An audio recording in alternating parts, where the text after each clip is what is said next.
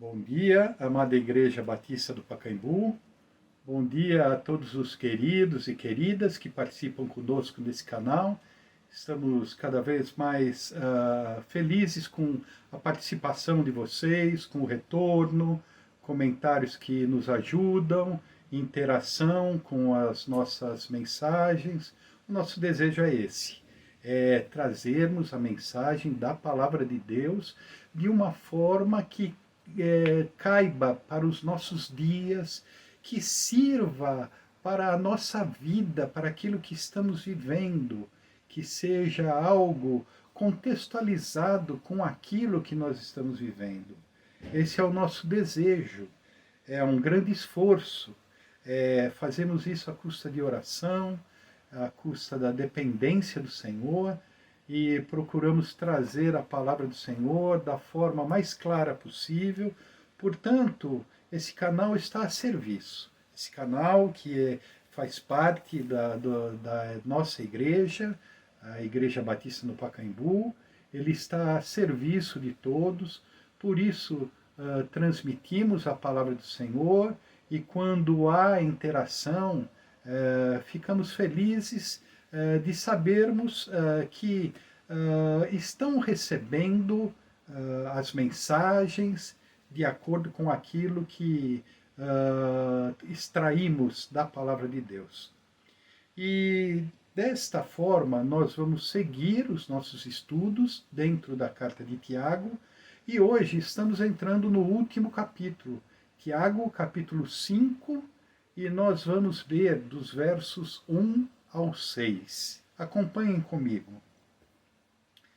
Ouçam agora, vocês ricos, chorem e lamentem-se, tendo em vista a desgraça que lhes sobrevirá. A riqueza de vocês apodreceu, e as traças corroeram as suas roupas. O ouro e a prata de vocês enferrujaram, e a ferrugem deles testemunhará contra vocês, e como fogo lhes devorará a carne. Vocês acumularam bens nesses últimos dias. Vejam o salário dos trabalhadores que ceifaram os seus campos e que vocês retiveram com fraude, está clamando contra vocês.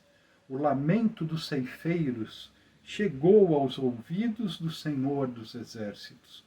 Vocês viveram luxuosamente na terra, desfrutando prazeres, fartaram-se de comida em dia de abate.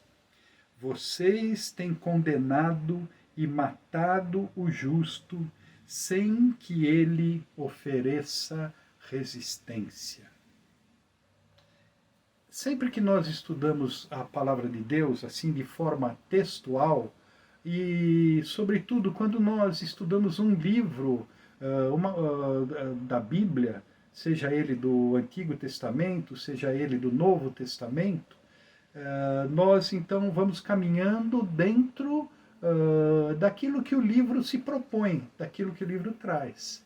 E eu gosto muito desta forma, de trazer a palavra de Deus através da exposição da palavra, através de um estudo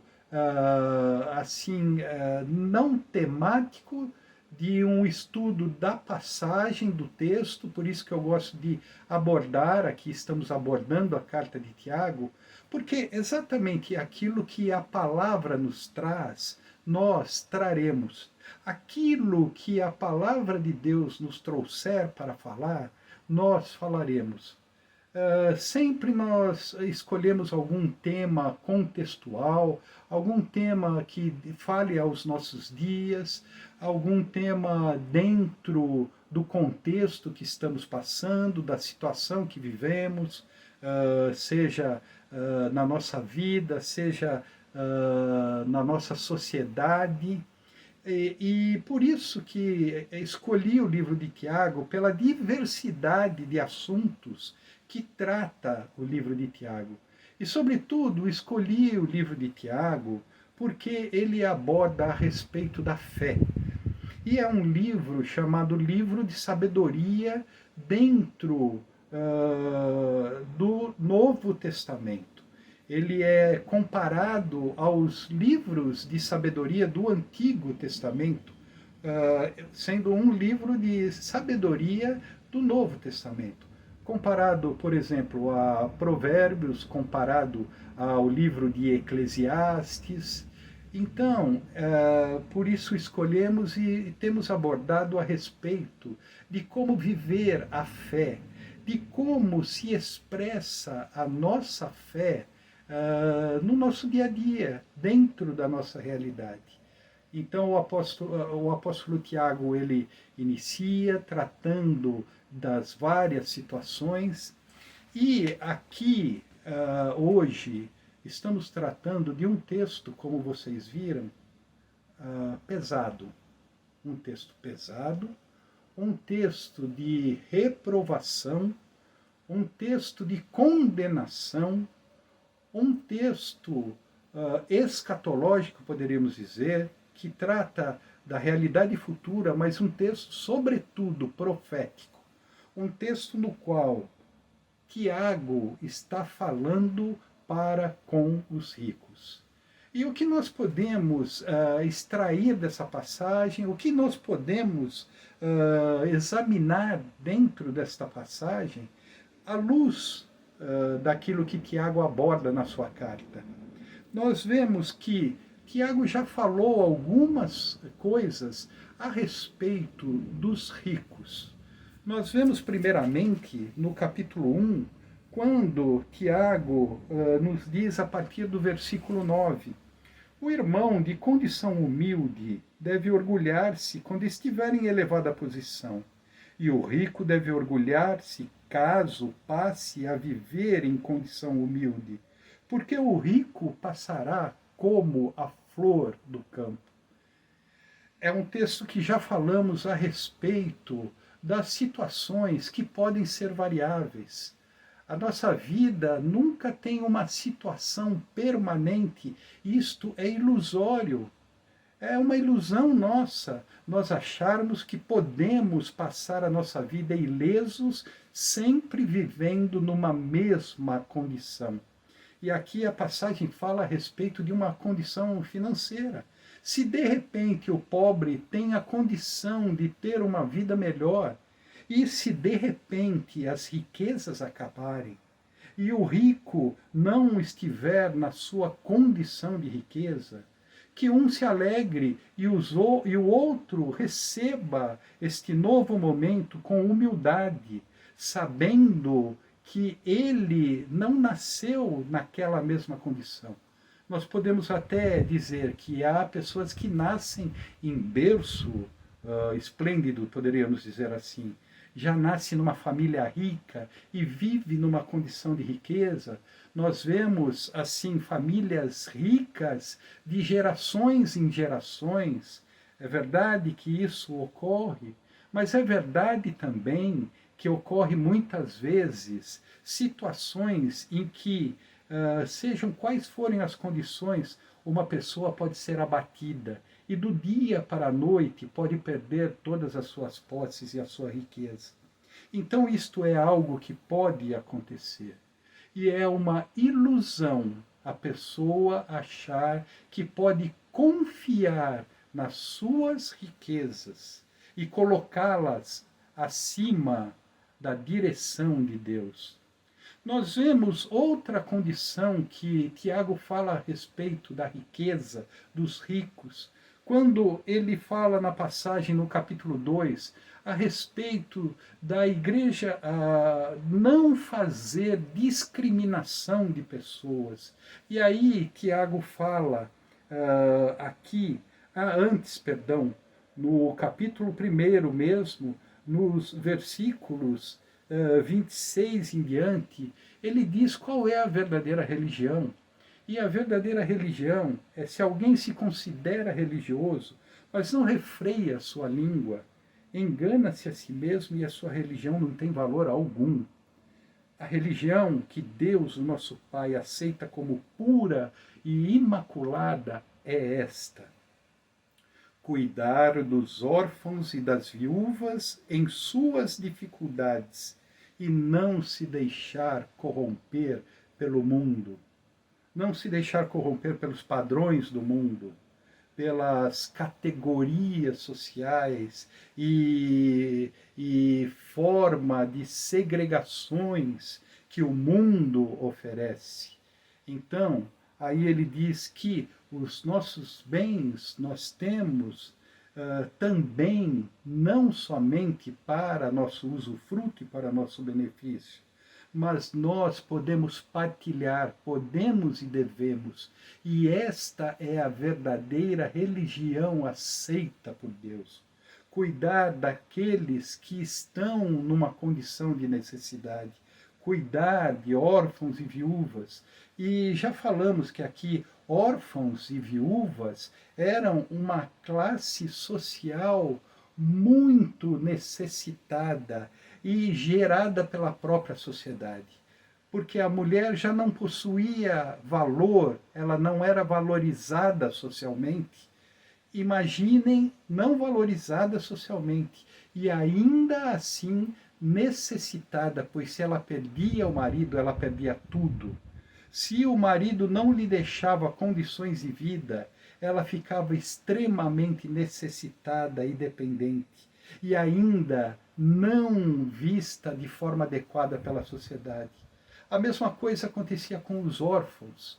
Eles, como órfãos, como abandonados na sociedade daquele tempo, não é como hoje, em que o sonho de um menino é ser um jogador de futebol, de uma menina é ser uma, hoje, diríamos atriz, mas hoje já estão todos caindo na categoria de digital influencer, de uma pessoa, personalidade das mídias, poderíamos dizer assim. Não ocorria isso. Ocorria que um órfão, se ele era pego como um escravo. As meninas, os meninos eram pegos como escravos para trabalhar. As meninas poderiam ser até colocadas numa situação de prostituição. E diríamos até algumas formas de prostituição cultural, como havia algumas religiões que ofereciam, as mulheres se ofereciam como símbolo de fertilidade para ter relacionamento sexual, como nós vemos na situação de Diana de Éfeso e de algumas formas de culto que haviam naquela época. Os rapazes, os meninos, eram colocados como escravos nas casas para trabalhar, assim como as meninas, e também eles eram colocados não para serem jogadores de futebol, como nos dias de hoje, e serem uma mina de ouro para quem os descobre, mas eles eram colocados nas arenas, que era o centro de diversão daquela época. E eles eram colocados também, treinados para ser gladiadores e para divertir através dos seus próprios sacrifícios. Essas eram algumas das condições em que os órfãos eram colocados, se eles não eram tratados adequadamente. E a verdadeira religião era a religião de sermos resgatados, mas a verdadeira religião é uma religião de resgate. A verdadeira religião é uma religião em busca da salvação das pessoas da sua condição do pecado, mas também não só da condição do pecado pessoal, aquele pecado do nosso interior, mas nós somos libertados muitas vezes também da nossa condição de pecado estrutural. Por que eu digo isso? Para que nós possamos entender um pouquinho o contexto daquilo que Tiago está falando, quando ele fala a respeito dos ricos, e quando ele fala da opressão dos trabalhadores, quando ele fala de ricos que oprimiam os pobres, e quando ele traz a condenação para esses ricos. Uma outra característica da riqueza e dos ricos que Tiago nos mostra é no capítulo 2, quando ele fala, aí sim, o texto sobre a discriminação social e a aberração que é a discriminação dentro das próprias igrejas. E como o Tiago fala aqui, trazendo um exemplo. Meus irmãos, como crentes no nosso glorioso Senhor Jesus Cristo, não façam diferença entre as pessoas, tratando-as com parcialidade. Não as dividam em categorias sociais, culturais, raciais, religiosas e até de gênero, poderíamos dizer. Jesus convivia com todo tipo de pessoas e amava a todas elas. Hoje nós categorizamos, hoje nós descriminalizamos. Hoje temos visto a aberração que acontece não fora, mas dentro do nosso país. Nós vemos aquela situação trágica e terrível daquele rapaz congolês que faleceu, que foi espancado por cobrar uma dívida de algo que estavam lhe devendo dos seus dias de trabalho. Foi espancado até a morte, algo cruel. Aquela família que veio de uma região de conflito, veio para cá e veio de uma região de conflito nacional, de guerrilha, questões políticas sérias e terríveis vivenciadas no seu país, e vem para cá e vivenciam uma região de conflito social, onde pessoas descriminalizadas por sua cor, por sua nacionalidade, por sua aparência, são massacradas. Assim como foi também aquele jovem voltando do trabalho, no condomínio da sua casa e sendo morto por ser confundido e não ter nem a oportunidade de dizer que era morador daquele condomínio. Só após ter tomado 3 tiros, ele foi interpelado e aí foi visto o erro, preconceito, discriminação. E aqui Tiago diz que dentro de vocês, na igreja, não haja isso, não haja diferença entre pessoas. Dentro da igreja não há categorias sociais, somos todos irmãos e irmãs em Jesus Cristo. Como nos diz a palavra de Deus, não há grego, não há judeu, não há bárbaro, não há cita, não há homem, não há mulher, mas Cristo é tudo em todos. E ele diz assim: suponho que na reunião de vocês entre um homem com anel de ouro e roupas finas, e também entre um pobre com roupas velhas e sujas. Se vocês derem atenção especial ao homem que está vestido com roupas finas, e disserem, aqui está um lugar apropriado para o Senhor, mas disserem ao pobre, você fique em pé ali, ou sente-se no chão, junto ao estrado onde põe os meus pés, não estarão fazendo discriminação, fazendo julgamentos com critérios errados. Ouçam, meus amados irmãos, não escolheu Deus os que são pobres aos olhos do mundo para serem ricos em fé e herdarem o reino que ele prometeu aos que o amam. Mas vocês têm desprezado o pobre. Não são os ricos que oprimem vocês? Não são eles os que os arrastam aos tribunais? Não são eles que difamam o bom nome que sobre vocês foi invocado? Aqui ele mostra o que acontece, o que acontecia na sociedade. E ele estava falando de os ricos serem tratados muito mais do que como irmãos serem venerados e os pobres discriminados. Que situação terrível! E que situação é essa que nunca mudou, só se amplificou ao longo dos tempos, no decorrer da história? Nós vemos que sempre foi assim, mas não é assim que Deus vê. Deus não vê como nós vemos. Deus não categoriza os homens como nós categorizamos. Deus escolheu os pobres para serem ricos. E Deus conclama aos ricos que não vivam confiados na sua riqueza, mas que se humilhem diante de Deus, que se sujeitem a Deus, que vivam a serviço de Deus, que façam aquilo que agrada a Deus, que vivam dentro da verdadeira dimensão de vida e de religiosidade, guardando a sua língua do mal e ajudando aos órfãos e às viúvas e aos pobres e aos estrangeiros dentro das suas necessidades.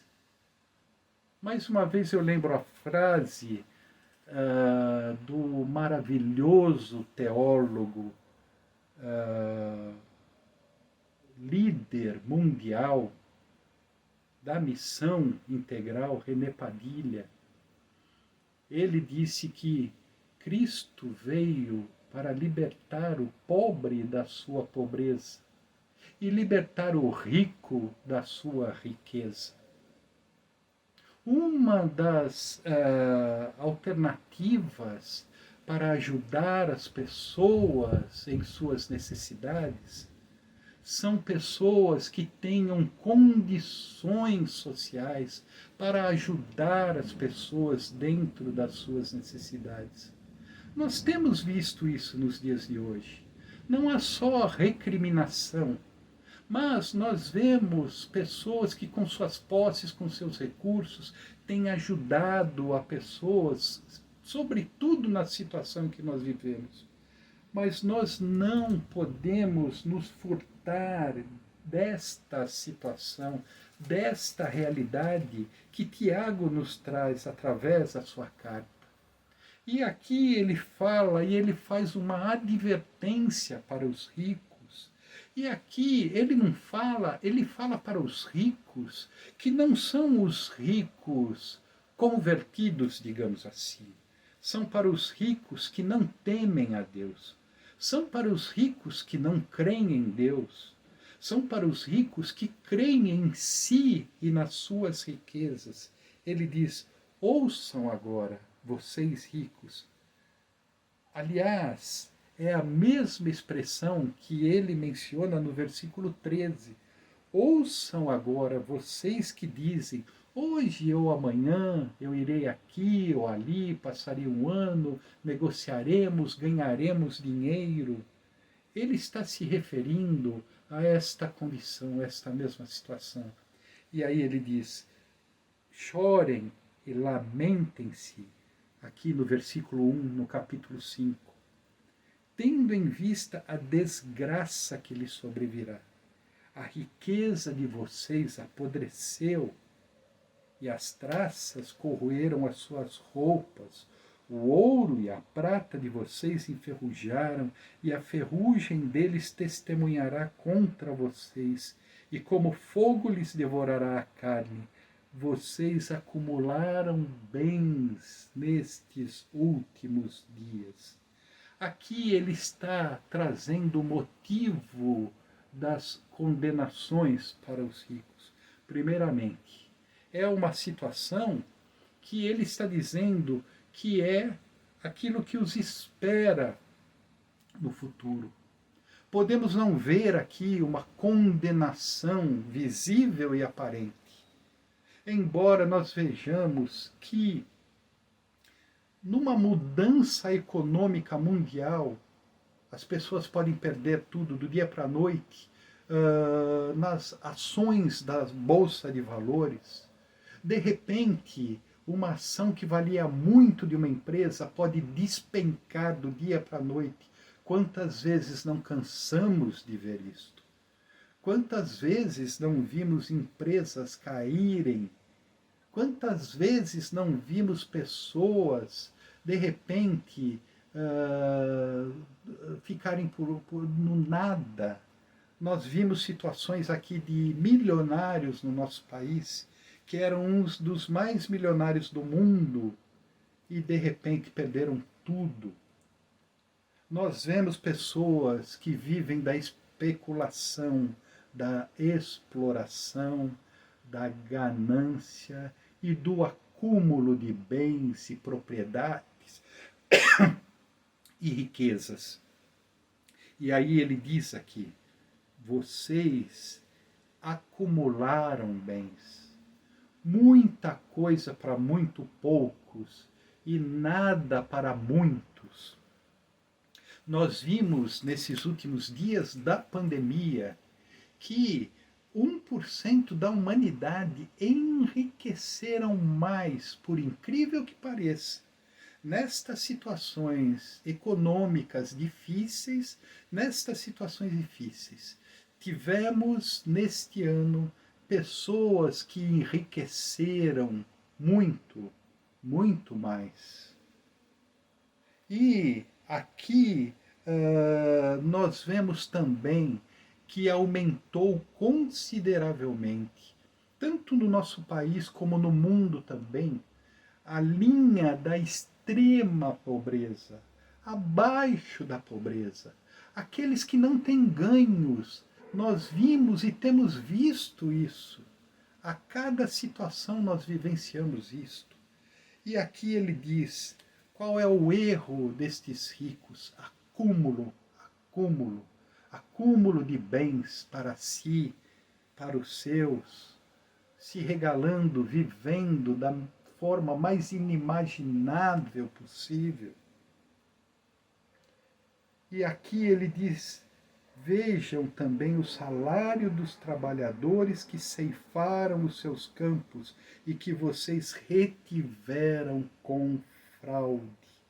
Está clamando contra vocês. O lamento do ceifeiro chegou aos ouvidos do Senhor dos Exércitos. Desigualdade social, uma defasagem salarial extrema. Você sabe em que categoria que você se encontra? Em que categoria social?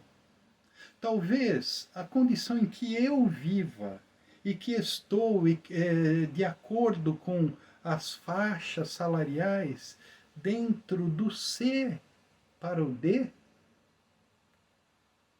Do C vai uma faixa que vai numa média de uns 5 até os 12 mil, de acordo com pesquisas, com censo, com os índices. Mais do que 70 a 80% da população brasileira vive abaixo de 2 a 3 salários mínimos. Mais do que a metade do país vive de um salário mínimo para baixo. E os salários estão defasados totalmente. Aí você poderia me dizer, eu estou isento desta passagem, estou isento desta situação que Tiago está abordando.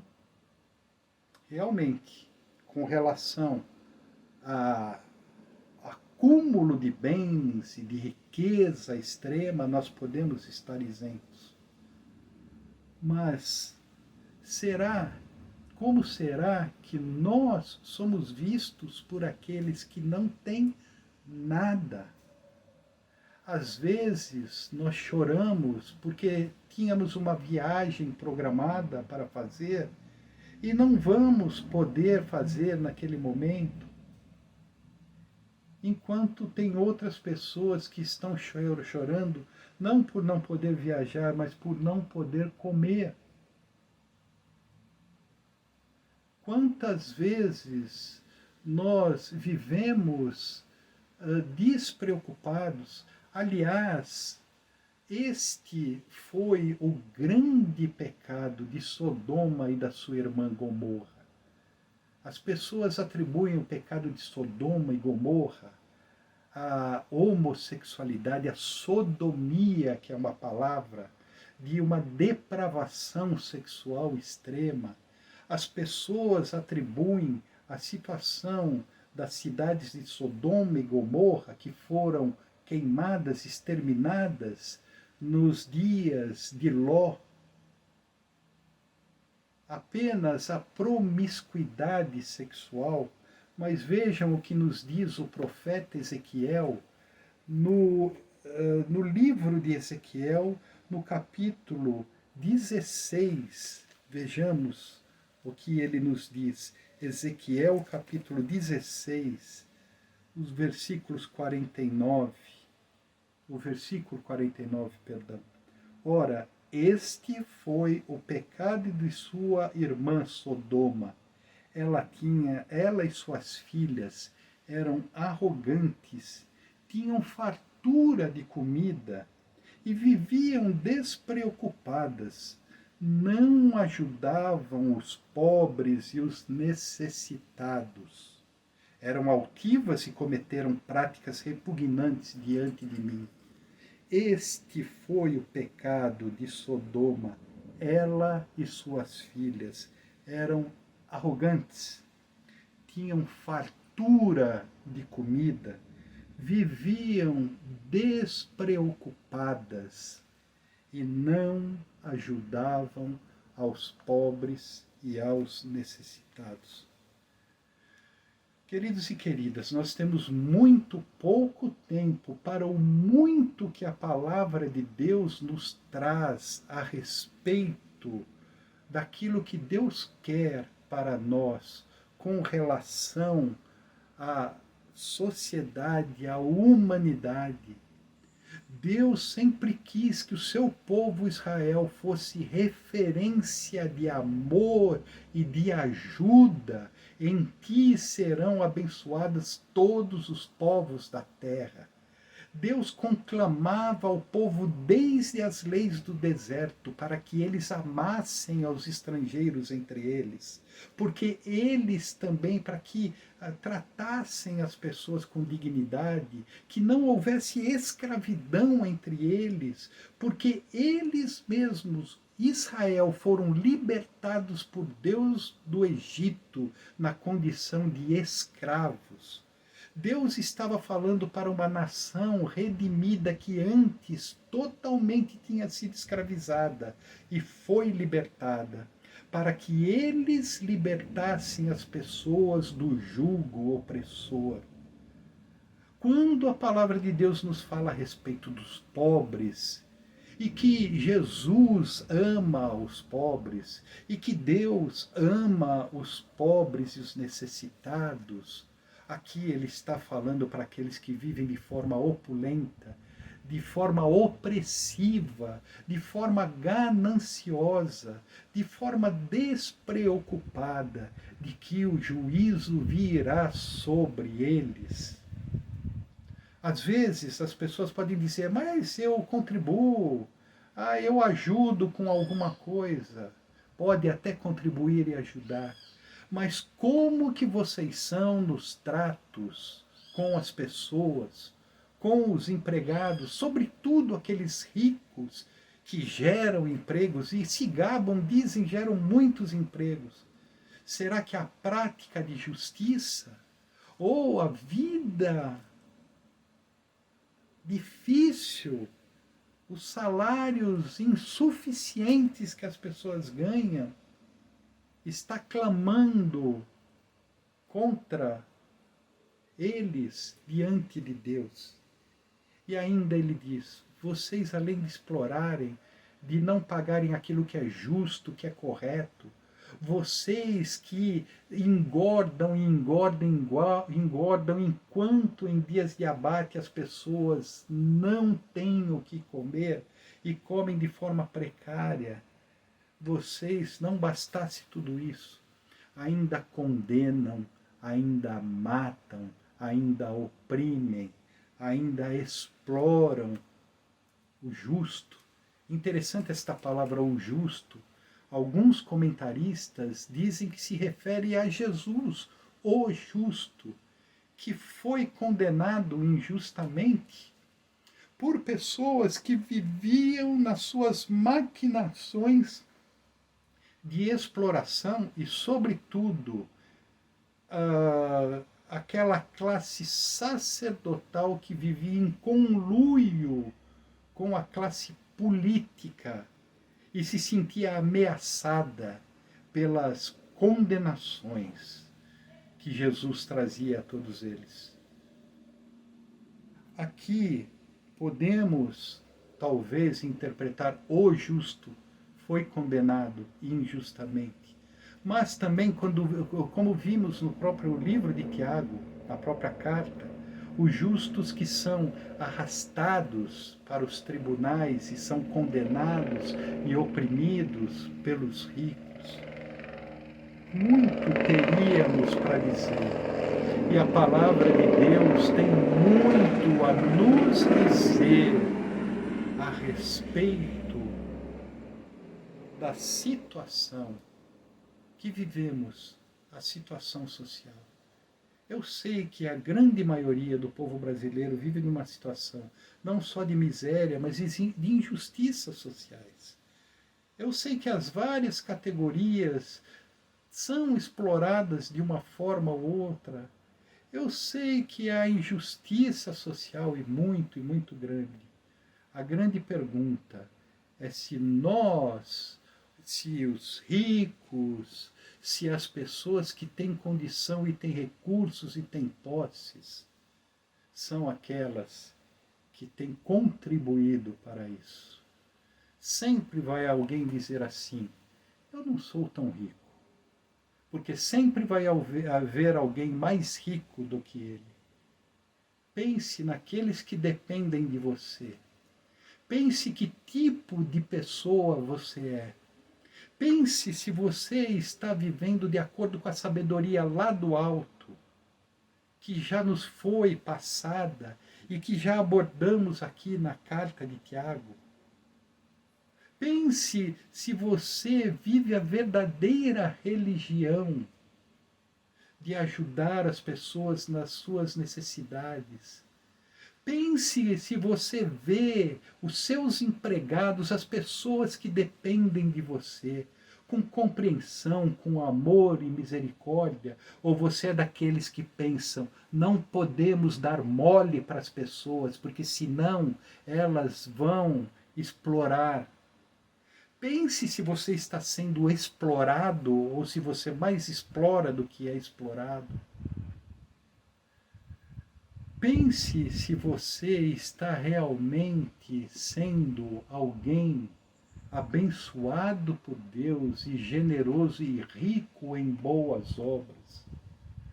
Pense se você está acumulando bens em qual banco. Pense se você está vivendo de acordo com as leis do mercado ou se você está vivendo de acordo com as leis do reino de Deus. Pense se você segue a todos os princípios que são regidos pelo mercado ou se você, como um cristão, vive pelos princípios do reino de Deus. Assim como diz Jesus, não acumule para vós tesouros na terra, onde os ladrões, onde a traça e a ferrugem consomem e os ladrões minam e roubam. Mas ajuntai para vocês tesouros nos céus, que não estão sujeitos a roubo, não estão sujeitos a deterioração, a apodrecimento. É isso que a palavra de Deus tem a nos trazer nesta passagem, que nós possamos considerar, que fique não somente uma recomendação para aqueles que têm uma extrema riqueza, mas que fique também uma recomendação para nós, se não temos vivido dentro desses princípios de acúmulo, de ostentação, de uma vida despreocupada, vivendo só para nós, vivendo egoisticamente, vivendo para os nossos desejos, ou se tem espaço na nossa vida. E qual é este espaço que tem na nossa vida para nós praticarmos a verdadeira religião, que é ajudar aqueles que necessitam dentro das suas necessidades? Oremos.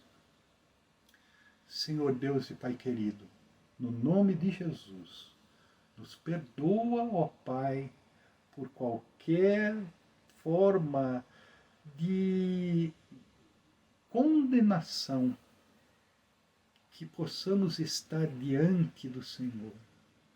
Ó Pai, queremos te pedir que o Senhor abra os nossos olhos e os nossos corações e também os nossos bolsos, os nossos recursos. Senhor, Tu sabes a vida que vivemos cada um de nós.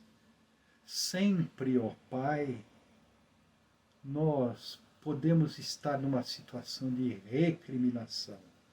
Nós sabemos, ó Pai, que o Senhor não quer que não tenhamos nada, que o Senhor é rico em nos abençoar, mas o Senhor quer de nós, ó Pai, também a riqueza em sermos abençoadores. Nós sabemos, ó Pai, que a Tua palavra nos diz que nós não vivemos exclusivamente para nós, mas para Cristo que por nós morreu e ressuscitou. Pai, tem misericórdia de nós. Ajuda-nos, ó Pai, traz-nos consciência, ó Pai, traz-nos bom senso, que nós possamos reconhecer a realidade em que nós vivemos, Senhor. E no nome de Jesus, ajuda-nos a viver de uma forma simples em dias de tanta carência e tanta necessidade. Senhor, abençoa-nos que nós sejamos verdadeiros cristãos, vivendo a verdadeira religiosidade diante de Ti, diante dos homens, como igreja Tua. Esta é a oração que nós Te fazemos, no nome de Jesus. Amém. Que agora a graça do nosso Senhor Jesus Cristo, o amor de Deus, o nosso eterno Pai, que a comunhão e a consolação do Espírito Santo esteja sobre todos vós, esteja sobre todo o povo de Deus sobre a face da terra espalhado, desde agora e para todo sempre. Amém. Que Deus te abençoe e até a semana que vem, se Deus assim o permitir. Amém.